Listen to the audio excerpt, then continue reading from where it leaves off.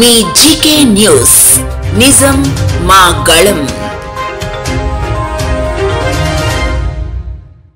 మనందరి ప్రియతమ నాయకులు, యువ నాయకులు మన రాష్ట్రం కోసం, ముఖ్యంగా తెలుగుదేశం పార్టీ నాయకులు కార్యకర్తల కోసం సుదీర్ఘ పాదయాత్ర చేసే యువ గళం ద్వారా మన ముందుకి ఇవాళ అధికారంలోకి వచ్చామంటే వారి స్ఫూర్తి ఉంది.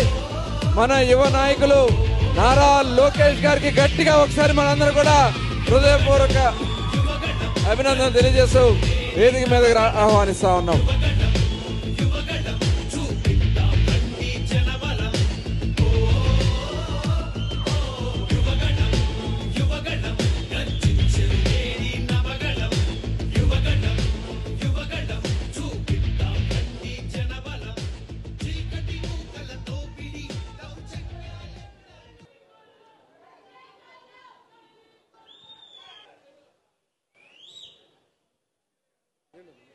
జోహార్ అన్న ఎన్టీఆర్, జోహార్ అన్న ఎన్టీఆర్, జోహార్ అన్న ఎన్టీఆర్.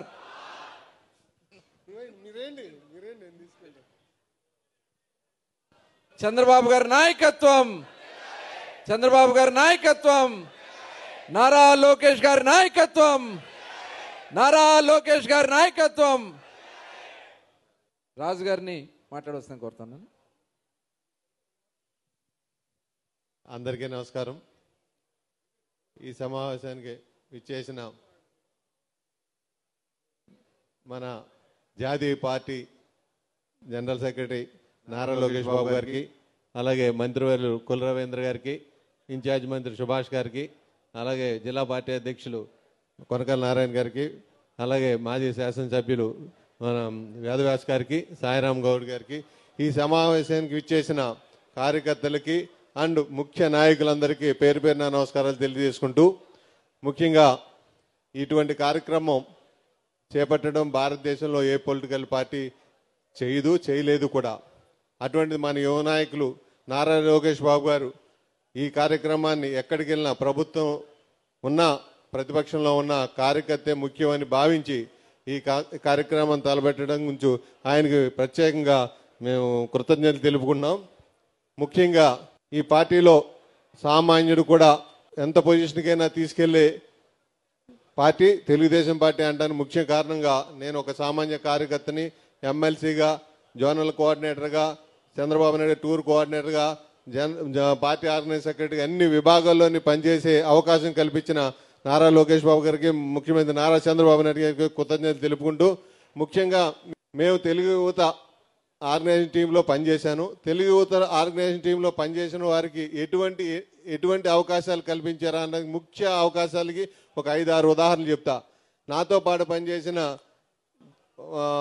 ఎముగునూరు ప్రస్తుత ఎమ్మెల్యే జై నాగేశ్వర రెడ్డి గారు తెలుగు యువతలో పనిచేశాడు. ఆయన ఎముగునూరు ఎమ్మెల్యేగా ఇప్పుడు రెండు సార్లుగా చేస్తున్నారు. అలాగే కడప జిల్లా వచ్చేటప్పటికి రామ్ గోపాల్ రెడ్డికి ఎమ్మెల్సీ అవకాశం కల్పించారు.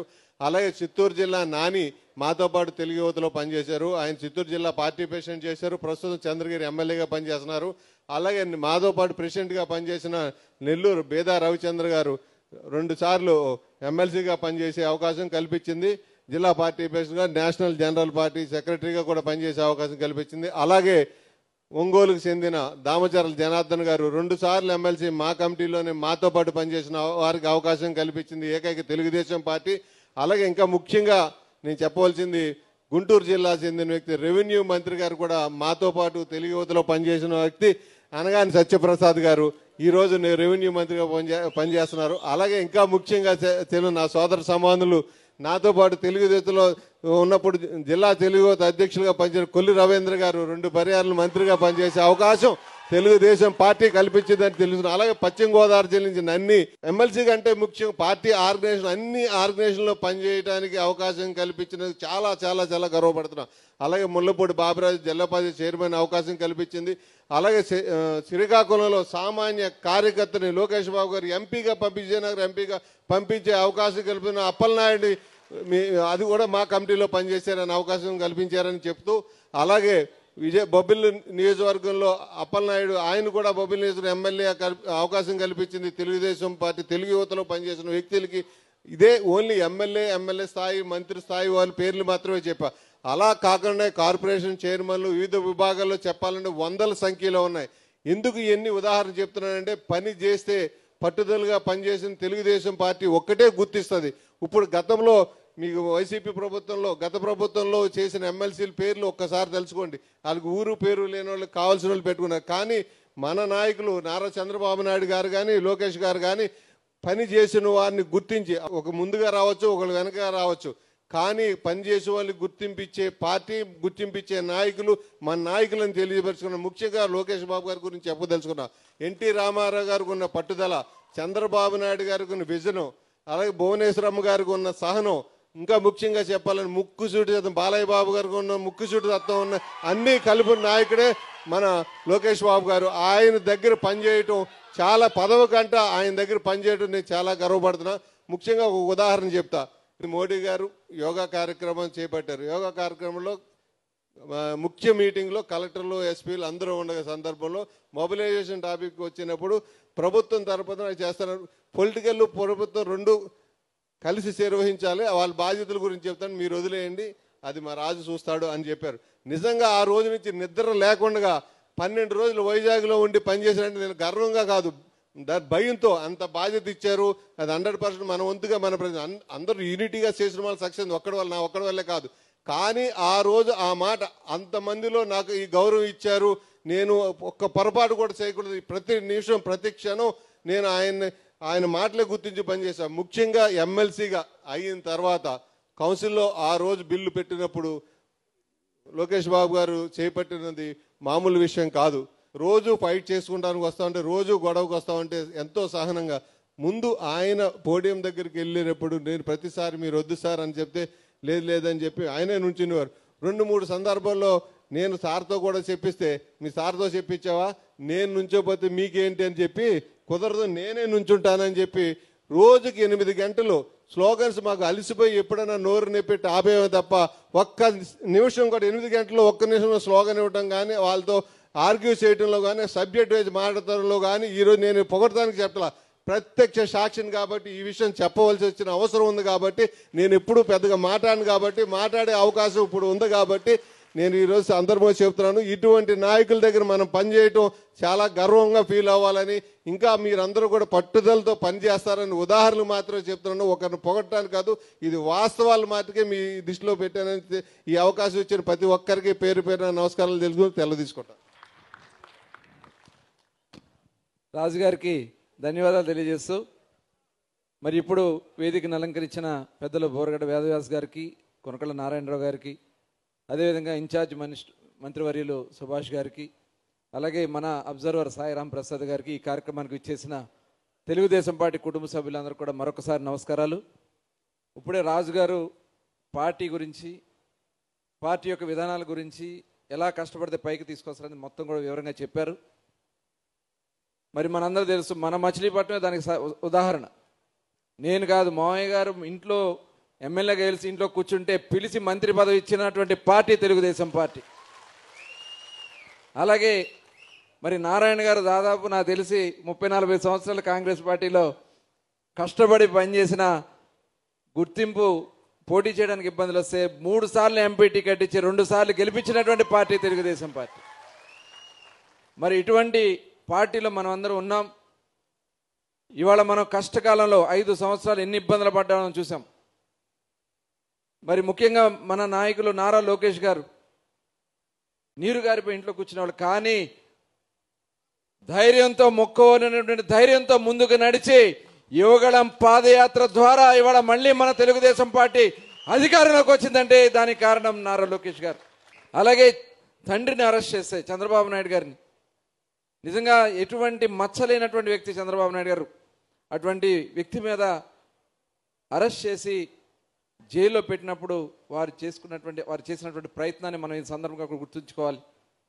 అలాగే మన కోసం ఆ తల్లి, మహాతల్లి నారా భువనేశ్వర్ గారు న్యాయం గెలవాలని మన పోలాడి కోన గ్రామానికి వచ్చి సభ నిర్వహించినటువంటి విషయాన్ని కూడా ఈ సందర్భంగా ఒకసారి బోనమ్మ గారికి కూడా మనం గట్టిగా ఒకసారి కర్తవ్యం తెలియజేసుకుందాం. ఇవన్నీ కూడా మన గెలుపులో మీరు చేసినటువంటి కృషి, ఎంత కష్టపడ్డారో నాకు తెలుసు. నన్ను అనేక సార్లు అరెస్ట్ చేయడానికి మర్డర్ కేసులో అరెస్ట్ చేసినప్పుడు కోవిడ్లో ఉన్న లెక్క చేయకుండా బయటకు వచ్చి నిలబడ్డారు. అలాగే చాలాసార్లు అతన్ని ఏదో తాపి తీసుకొచ్చి ఎవడో ఏదో చేస్తే దాని మీద మన మీద కేసు కట్టి అరెస్ట్ చేయాలని ప్రయత్నం చేసినప్పుడు మీరు నిలబడినటువంటి విధానం, అర్ధరాత్రి తీసుకెళ్ళి నాగాయలంక మరి పెడన కాన్స్టిట్యున్సీలో మారుమూల ప్రాంతాల్లో తీసుకెళ్ళి అర్ధరాత్రులు తిప్పితే వెంటపడి పరిగెత్తినటువంటి ప్రతి ఒక్క కార్యకర్త ఆడబిడ్డలు బట్టలను వాళ్ళ మీద ఇబ్బందులు పడుతున్నా కూడా లెక్క చేయకుండా నిలబడినటువంటి నియోజకవర్గం తెలుగుదేశం పార్టీ మచిలీపట్నం నియోజకవర్గ కార్యకర్తలను కూడా ఈ సందర్భంగా మీకు నేను తెలియజేస్తా ఉన్నాను. ఖచ్చితంగా ఇవాళ వాళ్లకు నిజంగా ఇలాంటి సమావేశాలు మేము చాలా సమావేశాలు పెట్టాం, కానీ ఈ విధంగా ఒక కార్యకర్తల కోసం మొట్టమొదటిసారి ఒక నాయకుడు వచ్చి ఈ రకంగా నిలబడి మన కోసం చేసినటువంటి నారా లోకేష్ గారికి ఒకసారి గట్టిగా మనం అందరం కూడా కర్తార్థంతో స్వాగతం తెలియజేసి వారిని మాట్లాడవలసిందిగా కోరుతా ఉన్నా. జై తెలుగుదేశం, జై తెలుగుదేశం. వేదిక మీద ఉన్న పెద్దలందరికీ పేరు పేరున నా హృదయపూర్వక నమస్కారాలు. ప్రత్యేకంగా వేదిక మీద ఉన్న ఇద్దరితో దగ్గరగా పనిచేసిన వాడిని, అంటే మిగతా వాళ్ళందరితో కలిసికట్టుగా పనిచేసిన ఇద్దరితో దగ్గరగా పనిచేసిన వ్యక్తిని. మొదటిది మాజీ ఎమ్మెల్సీ రాజు గారు. 2019 ముందల ఆయనకు మనం ఎమ్మెల్సీ ఇచ్చాం, గౌరవించాం. ప్రభుత్వం మారిన తర్వాత ఎట్టి పరిస్థితుల్లో మన ఎమ్మెల్సీని కొనేదానికి ఆనాటి పాలకులు ప్రయత్నించారు. అమరావతి బిల్ని ఎట్టి పరిస్థితుల్లో కౌన్సిల్లో పాస్ చేయాలని ఒక్కొక్కరికి ఫోన్ చేసి వాళ్ళు డబ్బులు ఇస్తాం, భూమి ఇస్తాం, మళ్ళీ తిరిగి మిమ్మల్ని ఎమ్మెల్సీ చేస్తామంటే ముగ్గురు మినహా మిగతా వాళ్ళందరూ ఒకే నినాదం, అది జై తెలుగుదేశం, జై చంద్రబాబు గారు నిలబడ్డారు. నా కౌన్సిల్లో చాలా విషయాలు మీకు తెలియవు, ఎందుకంటే కెమెరా ఎప్పుడు మా వైపు తిరిగేది కాదు, ఎప్పుడు అధికార వైపే ఉండేది ఆ కెమెరా. కానీ కొన్ని విషయాలు కౌన్సిల్లో నా పైన దాడి చేశారు. ఇక్కడన్నా వీడిపైన దాడి చేస్తే తగ్గుంటాడు అనుకున్నారు, కానీ వాళ్ళకి అర్థం వల్ల. ఎందుకంటే ఒక రాజుగారు, ఒక బీద రవిచంద్ర యాదవ్, ఒక బీటెక్ రవిని దాటుకున్న తర్వాతనే లోకేష్ దగ్గరికి వెళ్ళాలి.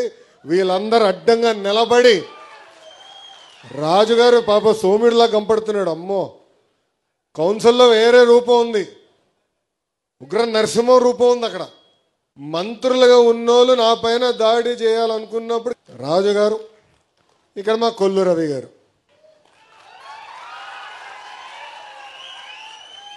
నేను రవణకి ఎప్పుడు ఒక మాట చెప్పాడు, అన్నా నువ్వు చాలా స్లో అన్నా అని.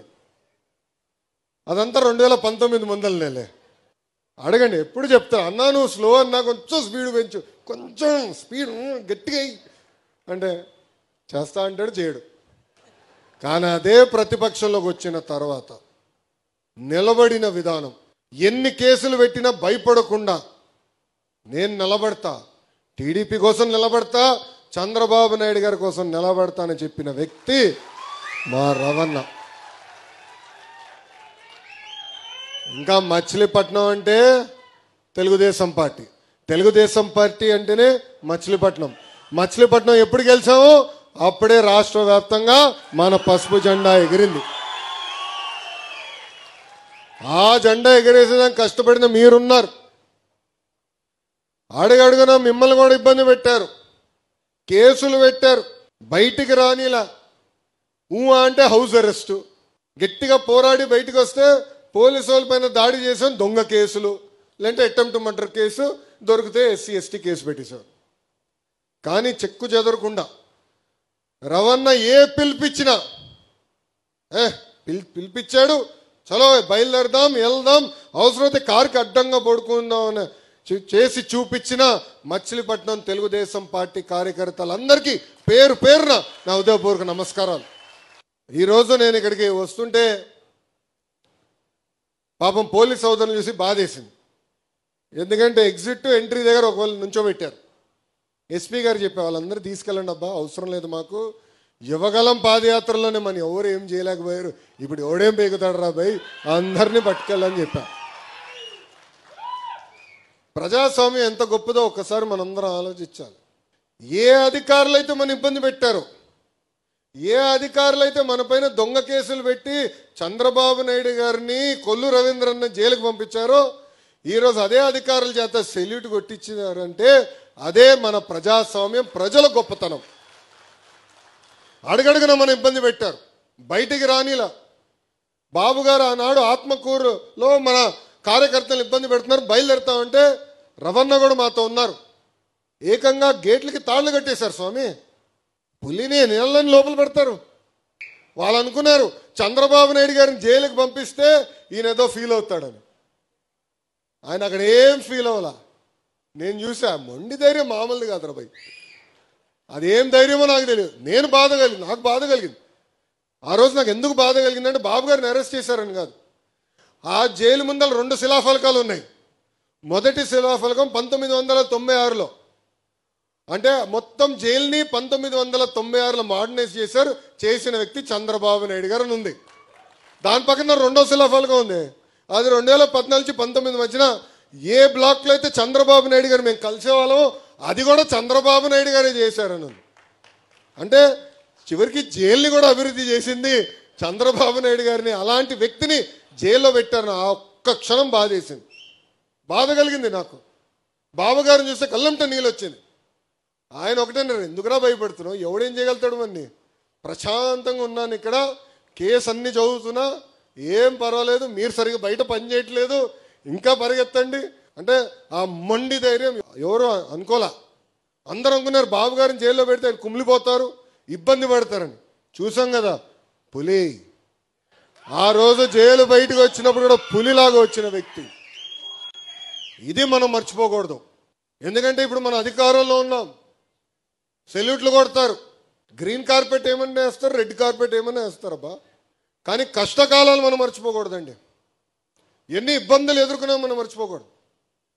నేను పదే అన్ని మీటింగ్లో అంజిరెడ్డి తాత గురించి చెప్పా, మంజులారెడ్డి గారి గురించి చెప్పాను.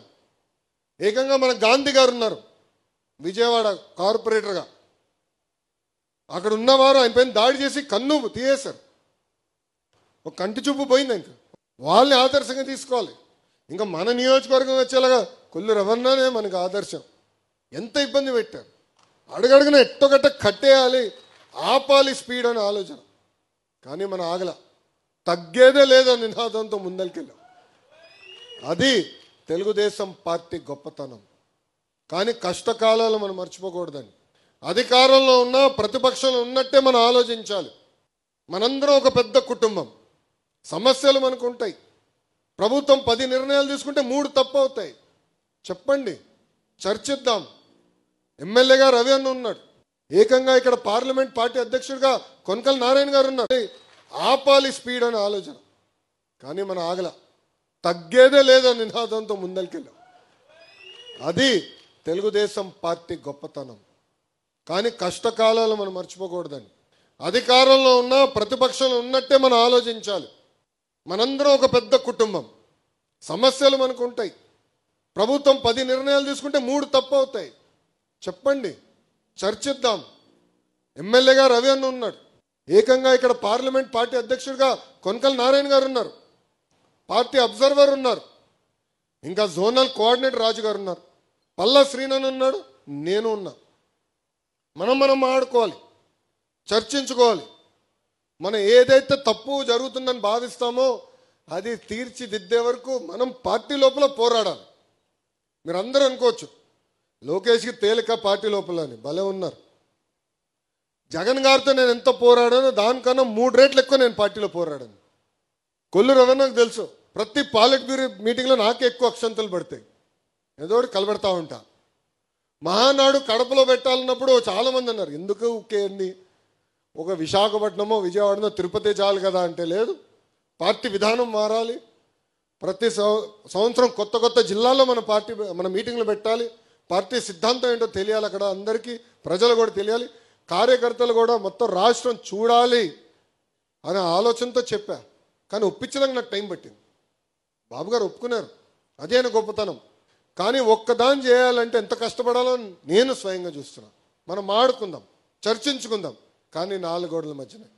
అది నాకు ముఖ్యం. నేను అనేక విషయాల్లో బాబు గారితో చర్చించా. కొన్ని విషయాల్లో నేను ఏకీభవించబోవచ్చు. కానీ బాబు గారు నిర్ణయం తీసుకున్న తర్వాత శిరసు వంచి నాకు నచ్చపోయిన నిర్ణయమైనా అమలు చేస్తాను, ఎందుకంటే అది పార్టీ విధానం. అందుకే మీరు చూడండి, ఎప్పుడు నేను ప్రత్యక్ష రాజకీయాల్లోకి 12 సంవత్సరాలు అయింది, ఏనాడైనా బాబు గారు లోకేష్కి గొడవ జరిగిందని ఎవరన్నా అనగలుగుతారా? సాక్షి తప్ప. ఆఫ్కోర్స్ ఆ బులుగు మీడియా ఉంది కదా, ఎప్పుడు రాస్తాడు, ఎప్పుడు ఉండదు. కారణం ఏంటంటే పద్ధతి ప్రకారం మనం నడుద్దాం. తప్పు జరిగినప్పుడు తప్పు జరిగిందని చెప్పాల్సిన బాధ్యత మీ పైన ఉంది.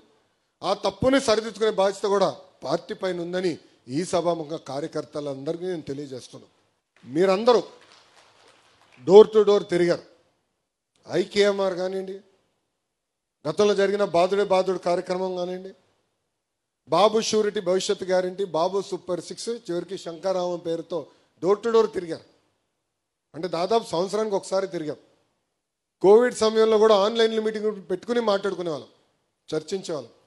దానివల్లనే ఈరోజు మనకి ఊహించిన విధంగా మెజారిటీలు వచ్చినాయి.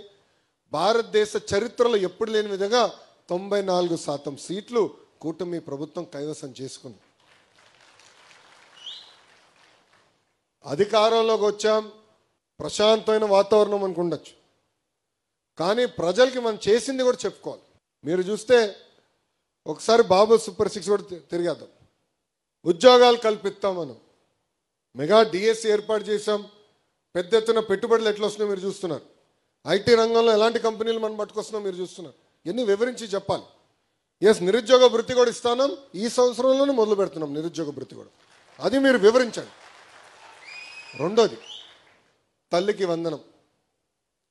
తల్లికి వందనం అనేది కేవలం డబ్బులు ఇష్టమే కాదు, భూమి కన్నా ఎక్కువ భారం మోసేది మహిళ.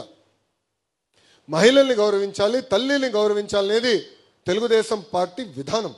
ఇది ఇప్పుడు కాదు, విశ్వవిఖ్యాత నట సార్వభౌమ స్వర్గశ్రీ నందమూరి తారక రామారావు గారి దగ్గర నుంచి బాబు గారి వరకు జరిగేది. అనేక సంస్కరణలు తీసుకొచ్చాం.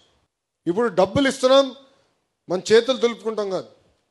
మహిళల్ని గౌరవించాలని ఇంట్లో మొదలవ్వాలి, మన వాడక భాషలో మొదలవ్వాలి. నేను విద్యాశాఖ మంత్రిగా పుస్తకాలు నేను చూసా. ఆ పుస్తకాల్లో చూస్తే ఇంటి పనులంతా మహిళలు చేసేదే ఉంది, ఫోటోలు. ఈ సంవత్సరం మార్చా, 50% మగవాళ్ళు చేయాలి, 50% ఆడవాళ్ళు చేయాలని పుస్తకాల్లో మేము మార్చా. మహిళల్ని గౌరవించాలనేది ఇంట్లో మొదలవ్వాలి. ఇది మనం మాట్లాడాలి. తల్లికి వందనం అనేది చాలా ఇంపార్టెంట్. డబ్బులు ఇస్తే కాదు, గౌరవించాలనేది. జూలై 5వ తారీఖు నాడు పీటీఎం మీటింగ్ జరుగుతుంది. ఆ పీటీఎం మీటింగ్లో పిల్లలందరూ తల్లి ఆశీర్వాదం కూడా తీసుకోవాలని పెట్టాం. నేర్చుకోవాలి మనం, అది చాలా చాలా అవసరం కూడా. ఉచిత గ్యాస్, ప్రతి ఏటా 3 ఉచిత గ్యాస్ సిలిండర్లు ఇస్తాను. ఇప్పటికీ 2 కోట్ల గ్యాస్ సిలిండర్లు ఉచితంగా మనం అందజేశాం. కానీ దాంట్లో ఒక ఇబ్బంది ఉంది, కొంతమంది వాడుకుంటున్నారు, కొంతమంది వాడుకోవట్లేదు. అందుకే ఈ సంవత్సరం నుంచి నేరుగా ప్రతి 4 నెలలకు ఒకసారి ఆ సబ్సిడీ అమౌంట్ ఏదైతే ఉందో మహిళల అకౌంట్లో జమ చేయాలని నిర్ణయించుకున్నాం. అది ఈ సంవత్సరం నుంచి అమలు చేస్తామని కూడా చెప్పండి. అన్న క్యాంటీన్లు తిరిగి ప్రారంభించాం. 4,000 రూపాయలు పెన్షన్ అండి వృద్ధులకి, 6,000 రూపాయలు వికలాంగులకి, బెడ్కే పరిమితం అయితే 15,000 రూపాయలు మనం అందజేస్తున్నాం. భారతదేశంలోనే ఏ రాష్ట్రం ఇవ్వట్లేదు ఇట్లా. ధనిక రాష్ట్రం గుజరాత్, మహారాష్ట్ర, తెలంగాణ, కర్ణాటక ఇవ్వట్లా. లోటు బడ్జెట్ ఉన్నా ఇచ్చిన హామీని నిలబెట్టుకోవాలి లక్ష్యంతో ఈరోజు మనం ఇలాంటి సంక్షేమ కార్యక్రమాలు చేస్తున్నాం. తెలియజేయండి, గడప గడప తీసుకెళ్ళాలి. ఆ బాధ్యత మనందరిపైన ఉందని ఈ సభాముఖంగా మీ అందరికీ నేను తెలియజేస్తున్నాను. అహర్నిశలు కష్టపడాలి, పార్టీ కోసం మనందరం పోరాడాలి, పని చేయాలి. నమ్ముకున్న సిద్ధాంతాల కోసం ఒక నిర్ణయం తీసుకుంటే ముందుకెళ్లాల్సిన బాధ్యత ఇక్కడ ఉన్న మనందరిపైన ఉందని ఈ సభాముఖం మిమ్మల్ని కోరుతున్నా. అంతేకాదు, ఈ జూలై 2వ తారీఖు నుంచి పార్టీ ఒక కార్యక్రమానికి పిలిపిస్తుంది. సుపరిపాలనలో తొలి అడుగు అనే విషయం పైన ఆల్రెడీ ప్రభుత్వ కార్యక్రమం ఉంది. అంతేకాకుండా పార్టీ కూడా బాధ్యత తీసుకుని కుటుంబ సాధికార సారథులు, cluster unit booth compulsory door to door తిరగాలి. మన పార్టీ టెక్నాలజీ అంటే బాగా ఇష్టం. కారణం ఏంటి, పాదయాత్రలో చాలామంది నన్ను 2 విషయాలు అడిగారు. మొదటిది, అన్నా కష్టపడేవాడికి ఫోటోలు దిగేవాడికి సమానంగా చూస్తే ఎట్లా, నిజమైన కష్టపడిన కార్యకర్తలు మీరు గుర్తించండి అని నన్ను కోరారు. రెండో విషయం, అధికారంలోకి వచ్చిన తర్వాత కార్యకర్తల్ని కలవరు, కూర్చుని మాట్లాడరు, మీటింగ్ వేయరు అని చెప్పారు. అందుకే మొదటి దానికి టెక్నాలజీతో జోడిస్తేనే పనిచేసింది ఎవరు, పనిచేయింది ఎవరు తెలుస్తుంది. ఇప్పుడు బాబు షూరిటీ భవిష్యత్ గ్యారంటీ అన్నాడు, ఓటీపీ పెడితే అందరూ లొకేషన్ తిట్టుకున్నాడు. వీడికేం పని పట్టలేదు, పాదయాత్ర చేస్తే సరిపోతుంది, ఎన్ని ఎందుకు పెట్టాడు రాబోయ్ అని. అది పెట్టాం కనుకనే ఎవరు చేశారు, ఎక్కడ చేశారు, ఎప్పుడు చేశారో తెలుసుకున్నాం. అందుకే కార్యకర్తలు మేము గుర్తించగలుగుతున్నాం, అంటే పనిచేసిన కార్యకర్తలు గుర్తించగలుగుతున్నాం. ఫోటో స్టార్స్ని కూడా గుర్తిస్తున్నాం. అద్భుతమైన ఫోటో స్టార్స్, వీళ్ళు ఫోటోలు బాగా దిగుతారు, అటు ఉండి అని చెప్తున్నాం. సేమ్ థింగ్ మీరు చూస్తే మెంబర్షిప్లో కూడా రెఫరల్ ఇచ్చాం, అక్కడ ఎవరు బాగా పనిచేశారో కూడా తెలుసుకున్నాం. అదేవిధంగా మన టీడీపీ ఉంది యాప్, సోషల్ మీడియాలో ఎవరు బాగా పోస్టింగ్ చేశారో కూడా తెలుసుకున్నాం, వాళ్ళకి గుర్తింపు కూడా ఇస్తున్నాం. ఇది మొదటిది. రెండోది, బాబు గారి దగ్గర నుంచి మంత్రుల వరకు కూడా అందరం పార్టీ ఒక డైరెక్షన్ ఇచ్చింది. నియోజకవర్గానికి వెళ్ళి ఒక కార్యక్రమం చేయాలనుకుంటే, ప్రభుత్వ కార్యక్రమం చేయాలనుకుంటే కంపల్సరీ కార్యకర్తల సమావేశం పెట్టుకోవాలి, వాళ్ళతో మాట్లాడిన తర్వాతనే ఏ కార్యక్రమం కొని వెళ్ళాలి. అందుకే మీరు చూస్తే బాబు గారు వచ్చినా కూడా కార్యకర్తలు మీటింగ్ పెడుతున్నారు. నేను ఈరోజు వచ్చింది దేనికి, మన కృష్ణా యూనివర్సిటీలో కాన్వకేషన్, అంటే పిల్లలకి సర్టిఫికేట్ ఇవ్వాలి. కరెక్ట్గా అది ఎంతసేపు పడుతుంది, వచ్చేదానికి ఒక గంటన్నర 2 గంటల మీటింగ్ వెళ్ళిపోవచ్చు. నేను పొద్దున్న బయలుదేరి వచ్చి ఉత్తమ కార్యకర్తలను కలిసా, మిమ్మల్ని కలిసా, దాని తర్వాతనే వెళ్ళి ఈరోజు ప్రభుత్వ కార్యక్రమం నేను చేస్తున్నా. ఈ రెండు కోరింది కార్యకర్తలు, చేసి చూపించింది తెలుగుదేశం పార్టీ. కష్టపడదాం, అధికారంలో ఉన్న కాలు రెగరేసుకుని తిరుగుతాం కాదు. 151 11 అయిందంటే దానికి కారణం అహంకారం, అంటే వాళ్ళ మాట విధానం. ఇప్పుడు కూడా అధికారంలో ఉన్నట్టు కాలు రెగరేసుకుంటున్నారు, చేయనండి కానీ వెళ్ళాలి. అందుకే మీరు చూస్తే బాబు గారు వచ్చినా కూడా కార్యకర్తలు మీటింగ్ పెడుతున్నారు. నేను ఈరోజు వచ్చింది దేనికి, మన కృష్ణా యూనివర్సిటీలో కాన్వకేషన్, అంటే పిల్లలకి సర్టిఫికేట్ ఇవ్వాలి. కరెక్ట్గా అది ఎంతసేపు పడుతుంది, వచ్చేదానికి ఒక గంటన్నర 2 గంటల మీటింగ్ వెళ్ళిపోవచ్చు. నేను పొద్దున్న బయలుదేరి వచ్చి ఉత్తమ కార్యకర్తలను కలిసా, మిమ్మల్ని కలిసా, దాని తర్వాతనే వెళ్ళి ఈరోజు ప్రభుత్వ కార్యక్రమం నేను చేస్తున్నా. ఈ రెండు కోరింది కార్యకర్తలు, చేసి చూపించింది తెలుగుదేశం పార్టీ. కష్టపడదాం, అధికారంలో ఉన్న కాలు రెగరేసుకుని తిరుగుతాం కాదు. 151 11 అయిందంటే దానికి కారణం అహంకారం, అంటే వాళ్ళ మాట విధానం. ఇప్పుడు కూడా అధికారంలో ఉన్నట్టు కాలు రెగరేసుకుంటున్నారు, చేయనండి కానీ ఎర్ర బుక్ అని వాళ్ళు ఇప్పుడు ఎర్ర బుక్ రాజ్యాంగం అని భయపడిపోతున్నారు రా స్వామి.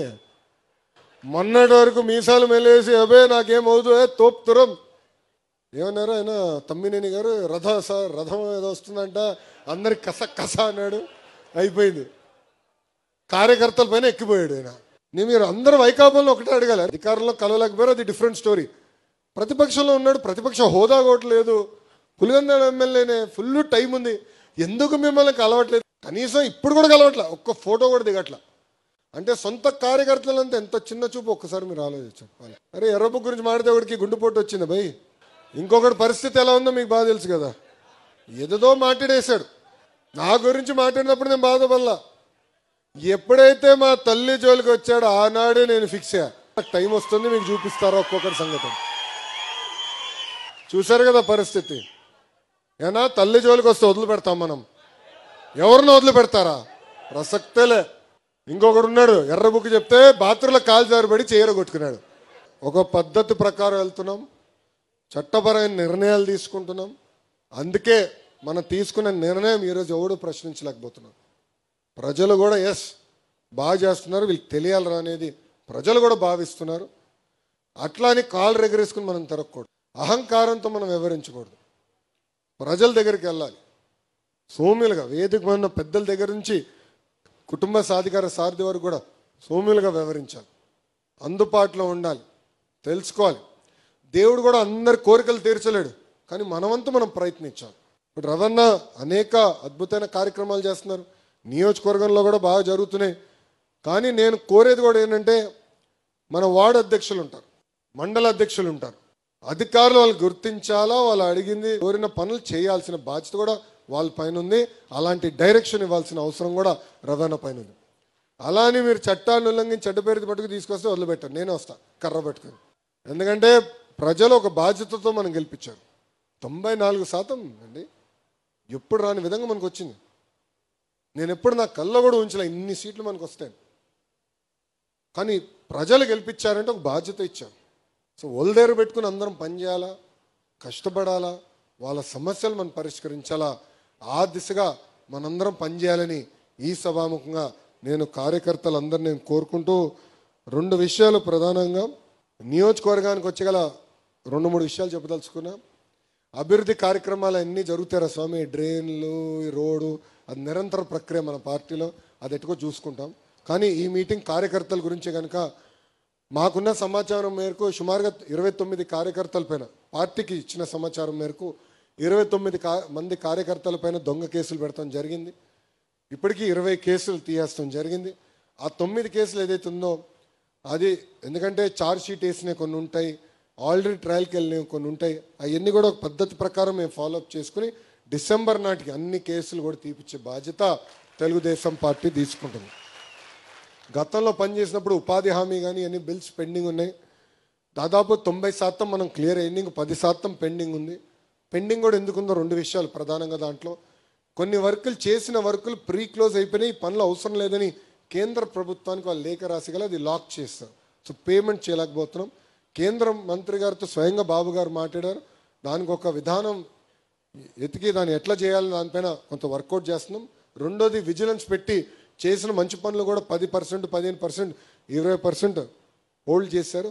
ఆ విజిలెన్స్ ఎంక్వైరీ పూర్తి చేస్తున్నాం, చేసి ఆ డబ్బులు తిరిగి ఇప్పించే బాధ్యత కూడా మేము తీసుకుంటామని ఈ సభాముఖంగా కార్యకర్తలందరికీ నేను హామీ ఇస్తూ, ఈరోజు మనం గెలిచాం. 3 పార్టీలు కలిసికట్టుగా గెలిచాం.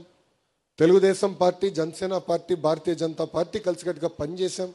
సిద్ధాంతాలు వేరైన ఆలోచన ఒకటే, అది ఆంధ్ర రాష్ట్రం అన్ని రంగాల్లో నంబర్ 1 ఉండాలని. వేరే వేరే పార్టీలు వేరే వేరే సిద్ధాంతాలు ఉండొచ్చు, కానీ మన పార్టీ ఆలోచన ఒకటి ఉంటుంది. ఆ దిశగా మనం కలిసికట్టుగా ముందరికి వెళ్తున్నాం. ఈరోజు ఆంధ్ర రాష్ట్రంలో డబుల్ ఇంజిన్ సర్కార్ ఉంది. కేంద్రంలో నరేంద్ర మోడీ గారు, ఆంధ్ర రాష్ట్రంలో బాబు గారు, ఇద్దరు కలిసికట్టుగా పనిచేస్తున్నారు కనుకనే మనం ఈరోజు ముందరికి వెళ్ళగలుగుతున్నాం. ఈరోజు ఎంత ఆర్థిక ఇబ్బందులు ఉన్నా సంక్షేమ కార్యక్రమాలు మనం చేయగలుగుతున్నాం అంటే వాళ్ళ సహకారం ఉంది. విశాఖ స్టీల్ ప్లాంట్ మనం కాపాడుకున్నామంటే వాళ్ళ సహకారం ఉంది. రైల్వే జోన్ వచ్చిందంటే వాళ్ళ సహకారం ఉంది. రేపు కర్నూలులో ఏకంగా మనకి హైకోర్టు బెంచ్ వస్తుంది, దాని కూడా కేంద్ర ప్రభుత్వ సహకారం ఉంది. అంటే ఆంధ్రులు కోరిన అన్ని కోరికలు ఈరోజు పద్ధతి ప్రకారం నరేంద్ర మోడీ గారు తీర్చుకుంటూ వస్తున్నారు. అందుకే మన యోగా డేకి నేను వస్తానంటే ఒక పట్టుదలతో, ఒక కమిట్మెంట్తో, వాళ్ళు అడగపోయినా ఒక రికార్డ్ సాధించాలని 3 లక్షల మందితో ఒక రికార్డ్ సాధించి గౌరవ ప్రధానమంత్రి గారికి ఒక కానుకగా మనందరం అందజేశాం. ఎందుకంటే కేంద్ర ప్రభుత్వం మనకు అంత సహకరిస్తుంటే మనం కూడా పనిచేయాలి. ఇంకో పక్కన మన పవన్ అన్న కూడా మనం తీసిన అన్ని నిర్ణయాలు ఆయన సహకరిస్తున్నారు. నిలబడి మీరు చేయండి, మేము ఉన్నాం మీతో అని పదే ఆయన కూడా చెప్తున్నారు. అందుకే 3 పార్టీలు కలిసికట్టుగా పనిచేద్దాం. చిన్న సమస్యలు ఉండొచ్చు, అది వేదిక మన పెద్దలు మేమందరం పరిష్కరిస్తాం, దాంట్లో ఎలాంటి డౌట్ లేదు. కానీ ఇక్కడ ఉన్న కార్యకర్తలు అందరూ కూడా చెప్తున్నా, no misfire, no crossfire, no విడాకులు. అర్థమైందా? కలిసికట్టుగా మనం అందరం పనిచేయాలి. చిన్న ఇష్యూలు వస్తాయండి, చిన్న కుటుంబం ఉన్నప్పుడే సమస్యలు ఉంటాయి. ఇంత పెద్ద కుటుంబం ఉన్నప్పుడు సమస్యలు వస్తాయి. కూర్చుని మాట్లాడుకుందాం. ఎవడు పెద్ద కంగారు పడాల్సిన అవసరంలే, ఎవడు రోడెక్కాల్సిన అవసరంలే. మన అధికారంలో ఉన్నాం, ప్రశాంతంగా చేద్దాం. మన కూటమిని బలోపేతం చేద్దాం, మన పార్టీని మనం బలోపేతం చేసి ముందరికి వెళ్దామని ఈ సభాముఖంగా మీ అందరు తెలుపుకుంటూ, చివరిగా వార్డు అధ్యక్షులు, వార్డులో ఉన్న సమస్యలు మీరు పరిష్కరించాలి. ఒకవేళ మీ వల్ల అవ్వకపోతే కంపల్సరీగా మన పట్టణ పార్టీ అధ్యక్షుడు తీసుకురాలి. ఆయన కూడా చేయలేకపోతే కంపల్సరీగా కొల్లు రవి అన్న మీరు పట్టుకోవాలి, కూర్చోబెట్టి పరిష్కరించుకోవాలి. రవి అన్న కూడా చేయలేకపోతుంటే కంపల్సరీగా పార్లమెంట్ పార్టీ అధ్యక్షుడికి బాధ్యత ఉంది, ఆయన చేయాలి. ఆయన వల్ల కూడా అవ్వకపోతే జోనల్ కోఆర్డినేటర్ రంగంలోకి దిగుతాడు, ఎందుకు అవ్వలేదా అని అధికారులు వాయిస్తాడు. ఆయన వల్ల కూడా అవ్వకపోతే పల్లా గారికి చెప్తారు, దాని తర్వాత నేను దిగుతాను. ప్రాసెస్ ఫాలో అవుదాం. ఎందుకంటున్నానంటే అందరూ లోకేష్ గారికే చెప్పాలి, అన్ని సమస్యలు లోకేష్ గారే పరిష్కరించాలంటే. నేను మనిషినే స్వామి, బాగా కష్టపడుతున్నారు. రాష్ట్రాన్ని సెట్ చేయాలి, పార్టీని కూడా ముందరికి వెళ్ళాలి. గతంలాగా కాకుండా 2 జోడెద్దుల బండి, ప్రభుత్వం పార్టీ 2 జోడెద్దుల బండి సరిగా నడిపించాలని అర్రెసలు కష్టపడుతున్నాం. అందుకే ఇక్కడ ఉన్న కార్యకర్తలు కూడా కోరేది ప్రాసెస్ ఫాలో అవుదాం. ఇన్ఛార్జ్ మంత్రి గారు కూడా ఉన్నారు, సుభాష్ ఉన్నాడు, యువకుడు, ఉత్సాహవంతుడు, మొదటిసారి ఎమ్మెల్యే అయ్యాడు, మొదటిసారి మంత్రి అయ్యాడు, జూనియర్ మోస్ట్, చాలా నేర్చుకుంటున్నాడు. నేర్చుకోవాల్సింది చాలా అవసరం కూడా ఉంది ఇంకా. కానీ చేయాలని తప్పన ఉంది. తక్కువ మాడుతాడు, అదే ప్రాబ్లం, మాడుతా. కానీ చేయాలని తప్పనుంది, కష్టపడాలని తప్పనుంది. ఆయన కూడా బాధ్యత తీసుకుంటాడు. నేను ఇప్పుడే చెప్తున్నా, ఎప్పుడు జిల్లాకు వచ్చినా కూడా కంపల్సరీ మంత్రి గారు 2 రోజులు ఉండాలి, మీటింగ్లు పెట్టుకోవాలి. రొటేషన్లో ఒక్కొక్క నియోజకవర్గంలో మీటింగ్ పెట్టుకుని అక్కడున్న సమస్యలు ఉంటే డైరెక్ట్గా తెలుసుకుని పరిష్కరించాల్సిన బాధ్యత కూడా ఆయన తీసుకోవాలని ఈ సభాముఖంగా ఇన్ఛార్జ్ మంత్రి గారు కూడా నేను తెలియజేస్తూ, ఇది కార్యకర్తల సమావేశం. ఆ రూమ్లో అందరితో ఫోటో దిగిన తర్వాతనే నేను వెళ్తా. సో ఎవరు కంగారు పడాల్సిన అవసరంలా, ప్రశాంతంగా చేద్దాం, శాంతియుతంగా చేసుకుందాం, క్రమశిక్షణతో అందరితో చివరి వ్యక్తితో ఫోటో దిగిన తర్వాత నేను వెళ్తా. అవసరంతో భోజనం ఇస్తే నాకు ఇబ్బంది లేదు. పార్టీ ఆలోచన విధానం కార్యకర్తలు గౌరవించాలి. మాటల్లో కాదు చేతల్లో చేసి చూపించాల్సిన బాధ్యత మా పైన ఉంది. కనుక ఒక సిస్టమ్ పెట్టుకున్నాం, నీట్గా చేసుకుందాం అని ఈ సభాముఖం మీ అందరు తెలుపుకుంటూ, జై తెలుగుదేశం.